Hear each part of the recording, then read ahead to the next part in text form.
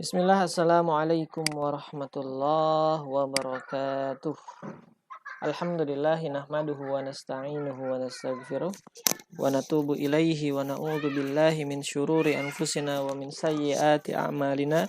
May yahdihillahu fala mudhillalah wa may yudlil fala hadiyalah.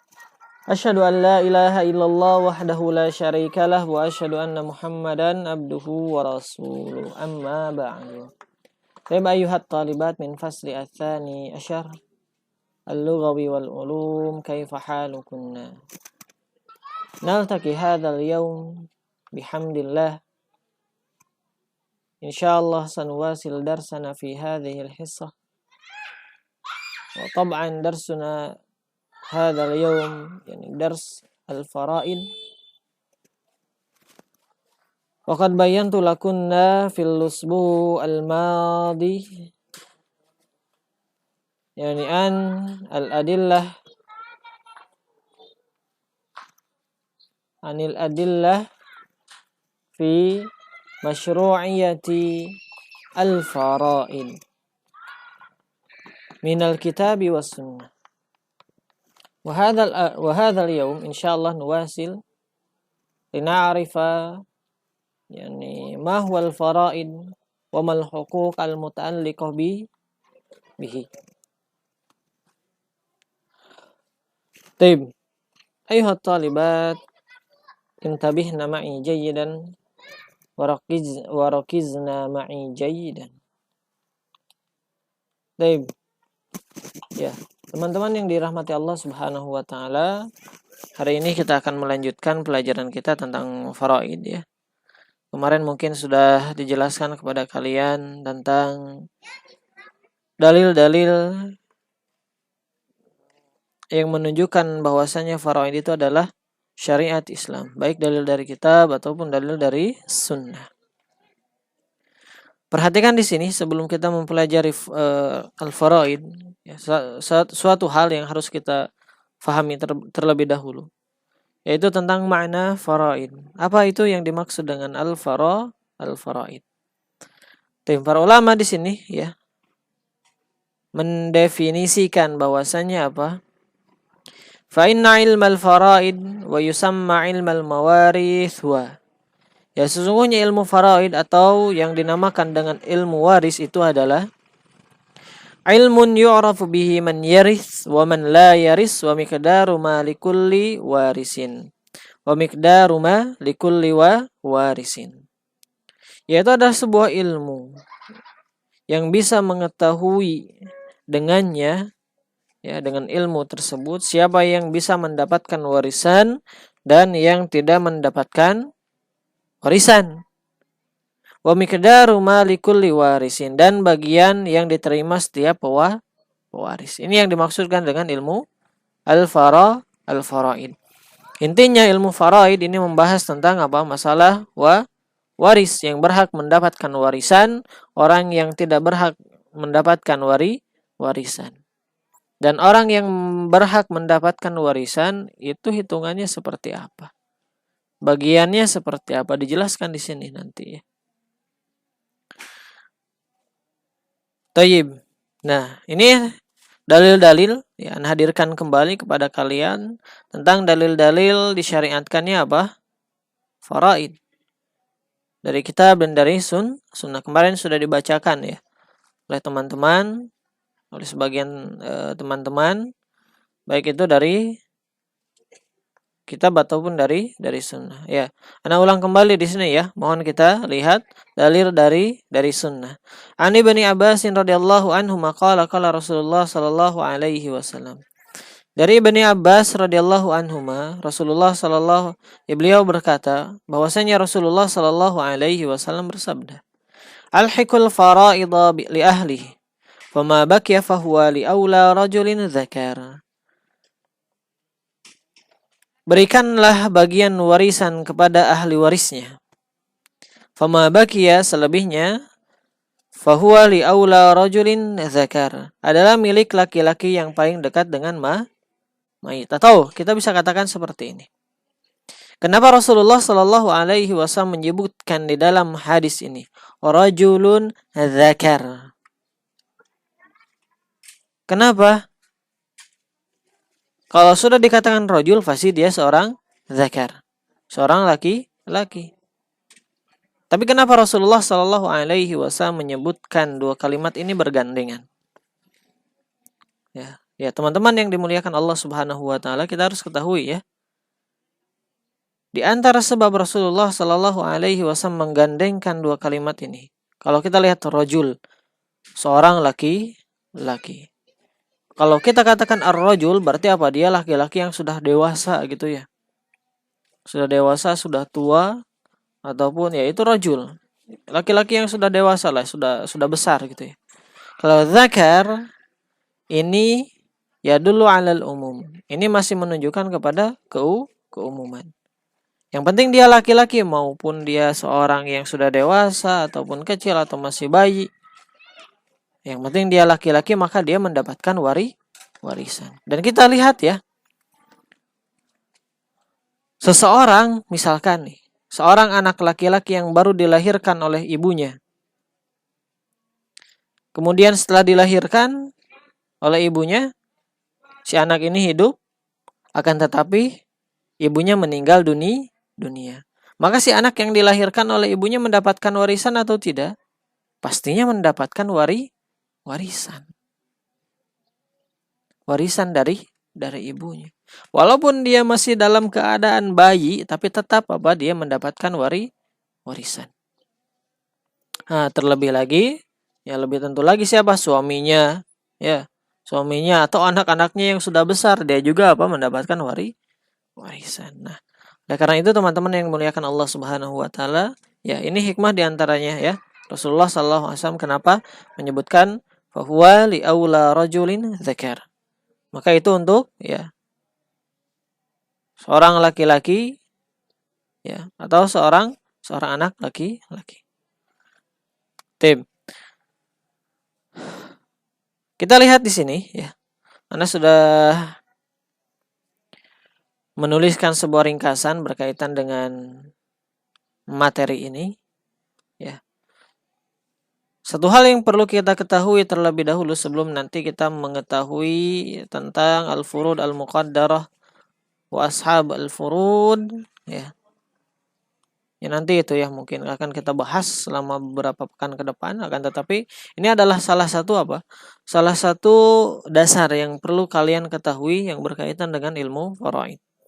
Al-huquq al-muta'alliqah bit-tarikah, hak-hak yang berkaitan dengan harta peninggalan. Nah, kalau misalkan ada seorang meninggal dunia, nah harta yang dia tinggalkan itu tidak bisa langsung dibagikan sebagai harta warisan.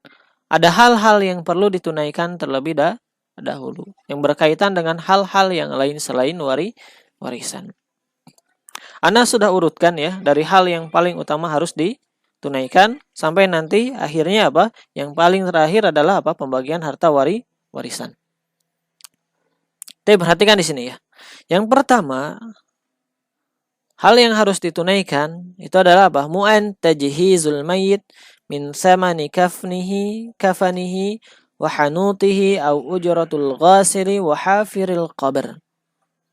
Intinya itu adalah ongkos pengurusan jenazah. Nah, ongkos pengurusan jenazah itu diambil dari harta si mayit. Ya. Baik itu dari dari kafannya, pembelian kafannya, atau pembelian sabun untuk memandikan mayit, kemudian kapur barusnya, ya, ataupun ongkos untuk orang yang memandikannya dan juga ongkos untuk orang yang menggali kuburnya. Itu semua diambil dari harta peninggalan si mayit terlebih dahulu. Kalau misalkan ini semua sudah selesai, ongkos pengurusan jenazah, hal-hal yang tadi disebutkan itu sudah ditunaikan, maka hal kedua yang harus ditunaikan adalah tentang Perhatikan di sini ya. Al-huquq al-muta'alliqah bi'aini tarikah kad-daini alladhi fihi rahn. Yaitu hak-hak yang berkaitan dengan harta itu sendiri seperti hutang gadai. Ya. Atau misalkan ad-duyun al-mursalah allati la tata'allaqu bi at-tarikah bi'aini at-tarikah kad-dain bila rahn au dain lillahi kaz-zakati wal kaffarah. Atau hak-hak yang atau hutang-hutang yang ditinggalkan yang tidak ada kaitannya dengan apa? Ainut tarikah, dengan harta itu sendiri, langsung dengan harta yang dia tinggalkan, seperti hutang tanpa gadai dan hutang zakat atau kafarah. Misalkan ya, seorang meninggal dunia, sebelum dia meninggal dunia ternyata dia masih memiliki hutang kepada seseorang. Maka hutang itu harus dibayarkan terlebih dahulu. Diambil dari mana pembayarannya? Ya dari harta yang dia tinggalkan. Misalkan orang tersebut ketika meninggal dunia ternyata dia masih memiliki hutang sebesar 100 juta. Dan harta warisan yang dia tinggalkan adalah 1 miliar misalkan. Ya berarti apa? Uang yang 100 juta itu diambil dari yang 100 miliar. Atau misalkan ketika orang ini meninggal dunia dia masih memiliki hutang apa? Hutang zakat. Ya. Misalkan besoknya dia itu apa? Bagian menunaikan wajib apa? Dia mempunyai kewajiban untuk menunaikan zakat harta dia. Tapi sebelum ditunaikan zakat harta tersebut, dia sudah meninggal dunia terlebih dahulu. Maka apa? Untuk uang zakat itu tetap ditunaikan. Ya, diambil dari mana? Dari harta si mayit tadi, ya. Atau misalkan dia memiliki apa? Kafarah. Maka itu juga harus ditunaikan, ya. Kemudian yang ketiga, ini apa? Tentang al-wasiyah bis-sulus fa'aqal li ghairi warisin. Wa ammal wasiyah li warisin fa haramun. Hal ketiga yang itu harus ditunaikan terlebih dahulu sebelum harta warisan, harta itu dibagi menjadi warisan, yaitu tentang apa? Tentang wasiat.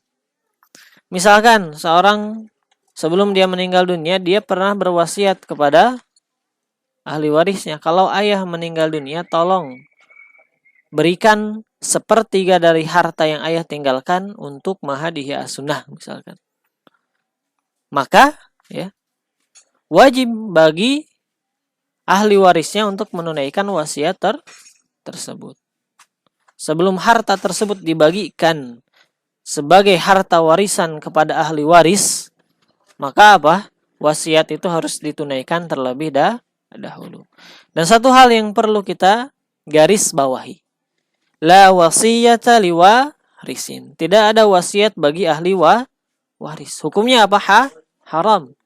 Misalkan seseorang meninggal dunia, kemudian dia berwasiat kepada anak-anaknya, kepada anak sulungnya misalkan.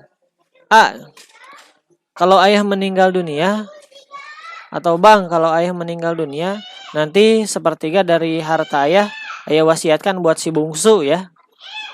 Buat anak bungsu. Boleh atau tidak? Tidak boleh. Kenapa? Karena anak bungsu dia itu termasuk apa? Ahli warisnya. Maka itu tidak bisa diberikan kepada si anak bungsu tersebut. Ya. Karena si anak bungsu itu termasuk ke dalam ahli waris. Jadi wasiat itu hanya untuk orang-orang yang bukan ahli warisnya si mayit. Nah, teman-teman yang dirahmati Allah Subhanahu wa taala, jika poin-poin tadi yang sudah disebutkan itu sudah ditunaikan, dari mulai ongkos pengurusan jenazah, hutang-hutangnya, kemudian wasiatnya itu sudah ditunaikan, diambil dari harta warisan yang ditinggalkan oleh orang tuanya, maka apa? Tinggallah sisa harta dari poin-poin tadi. Misalkan tadi ya, dia memiliki apa? Memiliki harta 1 miliar. Kemudian ongkos pengurusan jenazah misalkan 10 juta. Dia punya hutang 100 juta sudah ditunaikan. Ongkos pengurusan jenazah sudah ditunaikan. Kemudian dia punya wasiat misalkan. Wasiatnya apa? Tadilah misalkan kalau dia meninggal dunia, tolong berikan 100 juta dari uang peninggalannya itu untuk mahadiah sunnah. Itu sudah ditunaikan juga misalkan. Nah, berarti tinggal berapa di situ?